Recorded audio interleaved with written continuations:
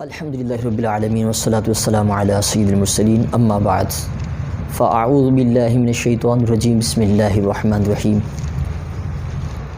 محترم سامعین، آج ہمارا صرف کا سبق نمبر 4 ہے، جس کا موضوع ہے کلمہ کی اشتقاق کے اعتبار سے اقسام، یعنی کلمہ کے مشتق ہونے نہ ہونے کے اعتبار سے اقسام۔ اس اعتبار سے کلمہ کی 3 قسمیں ہیں: مصدر، مشتق اور جامد۔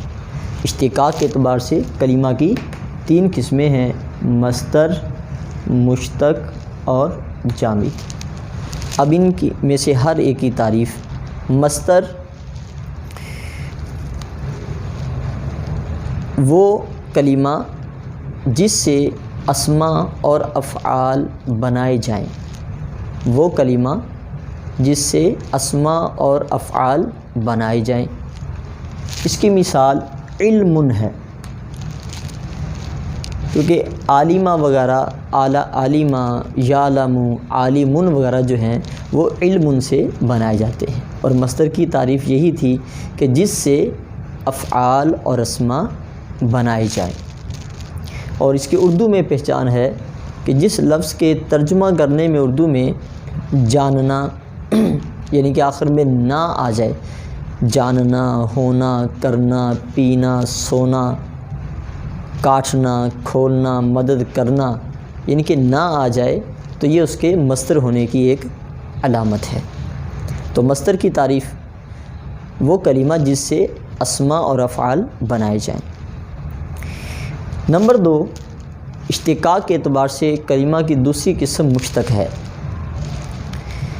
مشتق کی تعریف وہ کلمات جو مصدر سے بنائے جائیں، وہ کلمات جو مصدر سے بنائے جائیں، جیسے عالمہ، یہ ہم نے علم مصدر سے بنایا ہے، تو عالمہ یہ مشتق ہے جو مصدر سے بنایا گیا ہے۔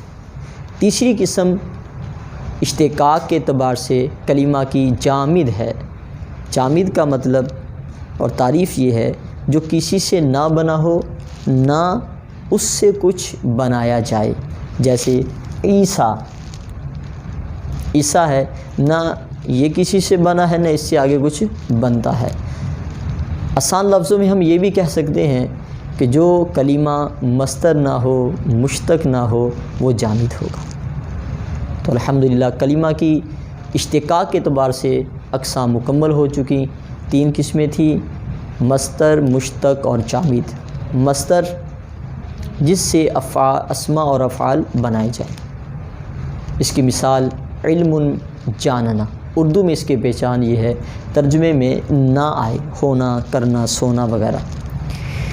دوسری قسم مشتق ہے، وہ کلمات جو مصدر سے بنائے جائیں، جیسے عالمہ، یہ علم مصدر سے بنا۔ تیسری قسم جامد، جو جس سے نہ کچھ بنے، نہ وہ کسی سے بنا ہو، یعنی کہ مصدر اور مشتق کے علاوہ جو کلمات ہوں گے وہ جامدہ ہوں گے۔ الحمدللہ یہ سبق ہمارا مکمل ہوا۔ اللہ تعالیٰ سے دعا ہے اللہ تعالیٰ ہم سب کو علم نافع کی دولت سے مالا مال فرمائے۔ آمین بجاہ النبی الامین صلی اللہ علیہ وسلم۔